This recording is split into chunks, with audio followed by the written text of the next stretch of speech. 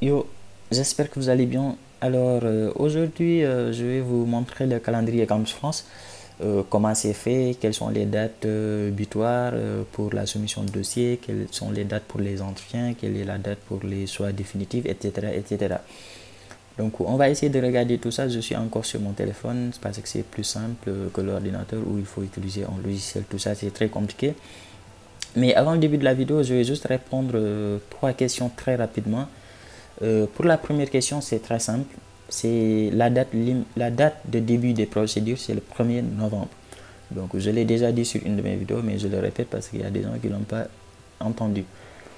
La deuxième question, c'est les gens qui me disent, qui me demandent où est-ce qu'on doit mettre le projet d'études, où est-ce qu'on doit mettre le projet professionnel, etc. Il faut savoir qu'il n'y a pas une case ou bien un espace qui est dédié au projet d'études et au projet professionnel sur Campus France. Enfin, sur votre espace Campus France. Donc, le projet d'études et le projet professionnel, c'est quelque chose que vous devez savoir. Vous devez le savoir parce que pourquoi on va vous le poser pendant l'entretien, très certainement, c'est une question qui vient quasi tout le temps. Quel est votre projet d'études, quel est votre projet professionnel? On vous le demande très souvent pendant l'entretien. Mais moi aussi, je vous conseille vraiment de le mettre dans votre lettre de motivation. Pourquoi votre lettre de motivation? Tout simplement parce que ce qui intéresse les universités, c'est pourquoi vous avez choisi leur formation. Est-ce que ça correspond à votre projet d'études? Est-ce que ça correspond à votre projet professionnel? C'est ça qui intéresse les universités. Donc, est-ce que c'est cohérent? Surtout, c'est la cohérence entre la formation que vous avez choisie, votre projet d'études et votre projet professionnel. C'est ça qui les intéresse. Donc, je vous conseille vraiment d'intégrer tout ça dans votre lettre de motivation et de faire en sorte que ça soit cohérent. De toute façon, je vous ferai une vidéo sur la lettre de motivation. Et voilà, je vous ferai une lettre, un exemple, non. Je vous ferai une vidéo là-dessus pour vous expliquer un peu comment ça se passe. Parce qu'il ne faut pas confondre la lettre de motivation pour Campus France, c'est-à-dire les motivations pour venir étudier en France et les motivations pour les universités. Donc, il ne faut pas les confondre.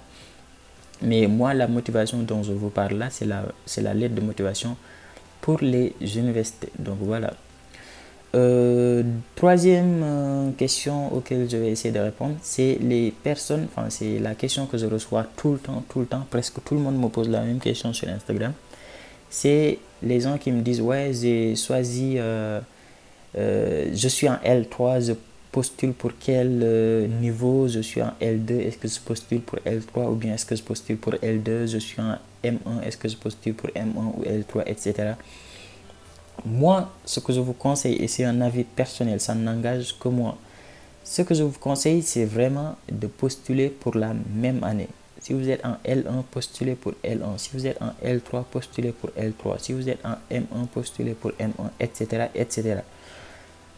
Par contre, si vous avez un dossier solide et que vous êtes sûr d'avoir vos résultats avant juin 2021, en ce moment-là, vous pouvez postuler en L3, en année supérieure. Ça ne peut être que bénéfique pour vous parce que ça va vous éviter de reprendre une année. Donc, si ça vous tente, vous pouvez le faire. Il n'y a pas de souci par rapport à ça.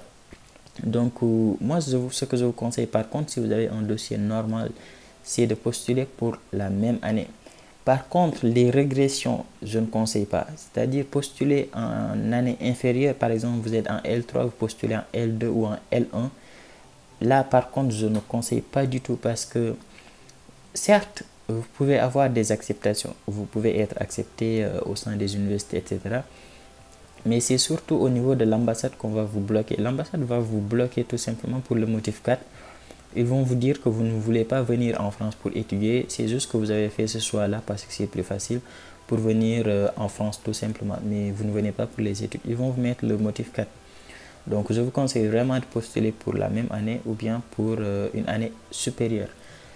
Pour les personnes qui ont déjà un master, etc. et qui souhaitent postuler pour Campus France, pour vous, ça peut être compréhensible de postuler par exemple pour la M1, tout simplement parce que très souvent, c'est des reconversions, c'est des gens qui vont changer de formation ou bien qui vont choisir une autre spécialité. Donc, dans ce cas-là, ça peut être compréhensible. Mais dans tout le reste, je vous conseille vraiment de postuler pour la même année ou une année supérieure. Petite parenthèse, enfin il y a trop de, je blabla trop en début de vidéo, mais c'est important. Pour les personnes qui sont en licence professionnelle ou bien dans des formations professionnelles, il faut savoir qu'en France, il n'y a pas de licence 1 professionnelle ou de licence 2 professionnelle. Il y a une licence pro, ce qu'on appelle licence pro, c'est pour la L3. Donc, si vous êtes dans des formations professionnelles, dans des licences professionnelles au Sénégal, enfin je parle bien pour les universités publiques en France. Bien sûr, si vous postulez sur des universités privées, il y a des licences 1, licence 2, licence 3 professionnelles. Il y a aussi les BTS qui sont professionnels, etc. Mais si vous êtes sur des licences pro L1, L2, L3 au Sénégal et que vous êtes par exemple en L2, je ne vous conseille pas de postuler pour L2 pour la même année. Là, par contre, je vous conseille vraiment de postuler pour une licence professionnelle, c'est-à-dire une licence 3 professionnelle. Parce que pour la L2, je pense que vous aurez énormément de problèmes à trouver une licence 2 professionnelle. À moins que ça soit dans des universités privées. Donc voilà, pour ceux qui font tout ce qui est commerce international, transport et logistique, ou bien, je sais pas, industries en débat comme ça là, vous n'allez pas trouver des licences 2 ou bien des licences 1 dans ces domaines-là. Ça va être très compliqué. Ici, les licences, très souvent, c'est des licences générales, genre physique, chimie, biologie, informatique, mathématiques, genre débat comme ça. Donc, pour tout ce qui est professionnel, c'est à partir de la L3, donc les licences pro, ou bien à partir du master. Donc voilà. J'ai trop parlé, c'est parti pour la vidéo. C'est très simple. De toute façon, je vous mettrai le lien en bas en description ou bien en commentaire. Vous allez sur Google. Là, je suis sur Google. C'est bizarre, mais c'est bien Google. Vous tapez Campus France, calendrier Campus France Sénégal. Là, c'est marqué parce que je l'ai tapé tout à l'heure. Parce que j'ai refait la vidéo parce qu'il n'y avait pas de son. Si vous êtes en Côte d'Ivoire, vous mettez calendrier Campus France Côte d'Ivoire, etc. Le principe est le même, mais voilà. Je vais prendre l'exemple du Sénégal tout simplement parce que voilà. Vous cliquez sur le premier résultat, je vous mettrai le lien si vous voulez en commentaire. Vous cliquez directement et vous avez cette page qui s'affiche. Et ici vous avez, c'est marqué, vous descendez, c'est marqué calendrier des procédures pour la rentrée universitaire de septembre 2021. Donc vous cliquez dessus et vous avez le calendrier qui est là. Donc c'est bien marqué calendrier des procédures Campus France. Je vais vous présenter rapidement les points. Donc je vais zoomer pour que quand même vous puissiez regarder. Vous voyez sur la première colonne c'est marqué formation. Vous voyez bien que c'est marqué licence 1. Vous voyez bien que la licence 1 est séparée de tout ce qui est DUT, licence 2, licence 3, etc. Tout simplement parce que ce n'est pas les mêmes dossiers. Pour les L1, etc., c'est des dossiers DAP, DAP blanche, je crois. Pour le reste, c'est DAP, je sais plus, DAP quelque chose, mais c'est pas important. Donc, vous avez formation, vous avez une deuxième colonne, soit de formation, vous avez une troisième colonne, soumission de dossier, vous avez une quatrième colonne, entretien, et cinquième colonne, réponse établissement, sixième colonne, soit définitive, septième colonne, fin de procédure Campus France. Ces colonnes-là que vous voyez représentent les 8 étapes de la démarche Campus France. C'est ce que je vous ai présenté sur ma vidéo, les démarches Campus France de A à Z. Si vous ne l'avez pas vu, je vous conseille d'aller la voir. Donc, d'abord, vous avez le choix de formation qui débute le 1er novembre. C'est marqué ici pour les L2, DUT, etc. Pour les L1, ce n'est pas marqué, mais je pense que c'est la même chose. C'est certainement la même chose, c'est à partir du 1er novembre.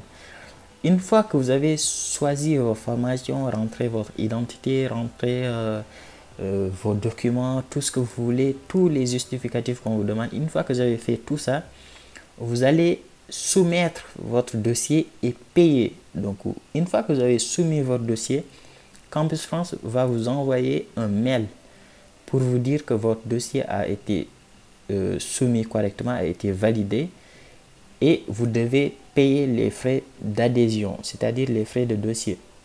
Ces frais-là, c'est 75 000 francs CFA au Sénégal. Pour les autres pays, je vous laisse vous renseigner. Donc, on vous dit pour la L1, vous avez jusqu'au 7 janvier 2021, c'est-à-dire que les démarches commencent le 1er novembre. Ok, mais vous n'êtes pas obligé dès le 1er novembre de faire tout en fait, c'est-à-dire de rentrer vos documents, de valider, de choisir vos formations et de valider tout de suite. Vous n'êtes pas obligé. Vous pouvez attendre jusqu'au 1er janvier pour le faire. Mais, oui, il y a un mais. Le mais, c'est que pour les L1, sincèrement, je vous conseille de valider votre dossier au moins avant le 1er décembre. Enfin, si vous allez jusqu'au 15 décembre, ça va, c'est pas grave. Mais je vous conseille vraiment de le faire avant le 1er décembre. Parce que le problème derrière, c'est qu'une fois que vous avez validé votre dossier, soumis votre dossier, pour les entretiens, les dates, parfois, c'est très difficile à avoir. Donc, si vous validez, là, c'est marqué le 7 janvier. Mais si vous validez, par exemple, le 6 janvier ou bien le 5 janvier, votre dossier sera validé, votre dossier sera accepté, etc. Mais le problème, c'est que vous allez avoir un entretien très loin, vers, je sais pas moi, peut-être le mois de février ou bien vers mars. Et derrière, enfin, peut-être vers février. Et votre dossier sera envoyé en dernier et vous allez diminuer vos chances. Pareil pour les L2, DUT, etc. C'est marqué le 18 février jusqu'au 18 février pour valider votre dossier et payer les frais de dossier. Mais je vous conseille vraiment de le faire avant, pour vous, enfin allez, on va dire avant le 20 décembre, un truc comme ça, ou bien avant le 1er janvier. Pour vraiment espérer avoir une date très vite pour votre entretien et passer votre entretien, comme ça vous êtes tranquille. Donc une fois que vous avez soumis votre dossier, quand vous valide, vous payez les frais de dossier. Il y a la 4e étape qui arrive, qui est l'entretien pédagogique. Vous voyez bien ici, on vous dit que vous pouvez payer jusqu'au 7 janvier et ici on vous dit que les entretiens peuvent commencer à partir du 16 novembre. Vous voyez très bien que c'est bien de valider très tôt. Genre, si vous validez par exemple le 5 novembre, vous pourrez avoir un entretien peut-être vers le 20 novembre. Comme ça, après vous passez votre entretien et c'est fini. Vous attendez juste les réponses. Et si vous validez aussi le 1er décembre, vous pouvez avoir un entretien vers janvier et c'est très bien. Ce qu'il faut éviter, c'est de passer votre entretien à la fin, c'est-à-dire vers le 19 février, le 18 février, le 15 février, etc., etc. Donc, plus vous faites les choses très rapidement, plus vous augmentez vos chances. Bien sûr, quand je vous dis ça, je ne vous demande pas de faire n'importe quoi, de valider votre dossier très vite, etc., etc. Pour faire n'importe quoi, faites bien les choses, mais faites-le rapidement, vous êtes capable de le faire. Mais il ne faut pas faire n'importe quoi. Pour les autres, les L2, DUT, L3, Master, etc., c'est pareil. 18 février et les entretiens à partir du 16 novembre. Mais pour vous, vous avez les entretiens, voilà, c'est plus loin. Vous avez jusqu'au 16 avril pour passer votre entretien. Donc pour vous, c'est un peu plus tranquille. Je connais beaucoup de gens, hein. Enfin, vous voyez par exemple là, on vous dit jusqu'au 18 février pour soumettre votre dossier. Moi, je connais beaucoup de gens qui ont commencé les démarches vers le 10 février, qui ont tout validé, etc. très rapidement, qui ont réussi, hein, et qui sont actuellement en France. Donc ça ne veut pas forcément dire grand-chose, mais vous augmentez vos chances de faire les démarches rapidement parce que vous êtes sûr que votre dossier sera envoyé à temps et que l'université va étudier votre dossier. Parce que le truc, c'est qu'en France, chaque université a ses dates d'étude des dossiers. Donc, une université, par exemple, qui a sa date d'étude des dossiers, par exemple, disons, allez, le 10 février, et vous passez votre entretien le 15 février, bah, pour cette université-là, c'est mort. Vous ne pourrez pas être accepté parce que la date sera déjà dépassée pour eux. Même si Camson va envoyer votre dossier, mais eux, ils vont vous refuser directement. Et ils vont vous mettre des motifs bidons comme genre niveau insuffisant, alors que c'est pas vrai, c'est juste que la date est dépassée et ils s'en foutent de votre dossier. Donc voilà. Pour les autres, la L2, etc., etc., c'est jusqu'au 16 avril et après vous êtes tranquille. Et ensuite vient l'étape de réponse des établissements. Pour les L1, vous voyez bien, c'est jusqu'au 23 avril. Avant le 23 avril, toutes les universités vont vous répondre. Donc voilà. Et pour les autres, c'est jusqu'au 28 mai 2021. Donc voilà, tranquille. Et une fois que vous avez vos réponses des universités, vous devez faire le choix définitif. Pourquoi le choix définitif? Tout simplement parce que vous pouvez avoir par exemple trois acceptations, mais vous devez choisir un seul et ce choix-là, vous devez le faire avant le 7 mai. Pareil pour les autres L2, L3, Master, etc. Vous avez jusqu'au 1er juillet 2021 pour faire votre choix définitif. Une fois que vous avez fait votre choix définitif, Campus France va vous envoyer un mail de fin de procédure et ce mail-là, vous devez l'imprimer et le joindre à votre dossier de visa et ensuite Campus France va envoyer votre dossier à VFS Global pour le Sénégal, pour les autres pays à l'ambassade et ensuite vous pourrez déposer votre visa avec le mail de fin de procédure de Campus France. Donc c'est pourquoi il est obligatoire de passer par Campus France pour venir étudier en France. Pour les gens qui me disent, oui Alassane, est-ce que c'est possible de ne pas passer par Campus France? Ce n'est pas possible parce que ici à la fin de la procédure, Campus France va vous envoyer un mail plus votre transcription et ces deux documents-là sont indispensables pour l'ambassade pour étudier votre dossier. S'il n'y a pas ces deux mails-là, l'ambassade ne va pas étudier votre dossier. Donc voilà, le calendrier, c'est très simple. Pour les autres, là, je ne voulais pas trop en parler, mais vu que la vidéo n'est pas très longue, je vais en parler rapidement. Pour les classes prépa, les BTS, les CPGE, etc., vous devez faire vos démarches sur Campus France. Bien sûr, c'est pour les L1. Hein. Ce que vous faites, c'est très simple. C'est à partir de janvier, vous allez sur Parcoursup, vous candidatez, etc. Enfin, candidatez, j'ai arrêté de dire ça. Vous postulez.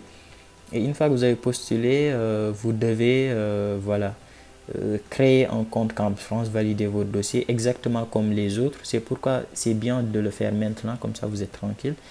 Et ensuite, vous allez sur la partie je suis accepté et vous suivez la procédure je suis accepté. La procédure je suis accepté, c'est très simple. Vous allez sur votre compte Campus France, vous allez sur la partie je suis accepté. Et Campus France va vous demander l'attestation d'acceptation de l'université qui vous a accepté en BTS ou en prépa et ensuite il vous demande de le mettre. Une fois que vous l'avez mis, c'est bon. Campus France valide, vous passez un entretien, etc. Par contre, si vous avez postulé en L1 et que vous aviez déjà passé un entretien, vous n'êtes pas obligé de passer un deuxième entretien, vous allez directement passer à l'étape de validation de dossier, etc. Pareil pour les établissements non connectés. Les établissements non connectés, c'est en général les universités privées et les écoles privées, même s'il y a bien des écoles publiques qui sont non connectées. Je pense que Strasbourg en fait partie, mais je ne suis pas sûr. Je vous laisse vérifier. Mais il y a des universités publiques qui sont non connectées. Et voilà, pour les universités publiques non connectées, les écoles privées, tout ça, vous devez aller directement sur le site de ces écoles-là, postuler directement sur le site de ces écoles. Et une fois que vous avez votre acceptation, vous faites pareil, vous créez votre compte. Si vous n'aviez pas créé, vous créez votre compte, vous rentrez votre dossier, vous validez, vous faites toutes ces étapes-là. Toutes ces étapes-là, vous les faites. C'est-à-dire les étapes-là, sauf soit de formation, vous n'êtes pas obligé, mais tout ça, la partie-là, vous devez le faire. Et ensuite, vous validez votre dossier avant le 7 juillet et ensuite vous passez à l'autre étape, c'est-à-dire entretien pédagogique avant le 30 juillet et ensuite votre dossier sera validé et envoyé. Si l'université privée que vous avez choisie est une université qui est reconnue par l'État. Et pour les doctorats, je pense qu'il n'y a pas beaucoup de doctorats parmi vous, donc on ne va pas en parler. Et en bas, vous avez un truc qui n'est pas mal pour vous expliquer chaque étape à quoi ça correspond. Moi, je l'ai lu avant de vous faire la vidéo. Donc, vous pouvez le lire si ça vous intéresse. Je pense même que vous devez le lire, ça peut vous aider. Donc, voilà. Voilà les étapes de cette campagne avec les dates qui correspondent.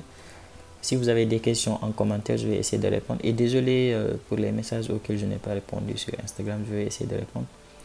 Sinon, voilà, prenez soin de vous, likez, partagez, abonnez-vous, abonne-toi. Et oui, abonne-toi, clique sur le bouton rouge qui est juste en bas et c'est fait. Ok, allez, nous on se dit à très vite pour une nouvelle vidéo. Ciao.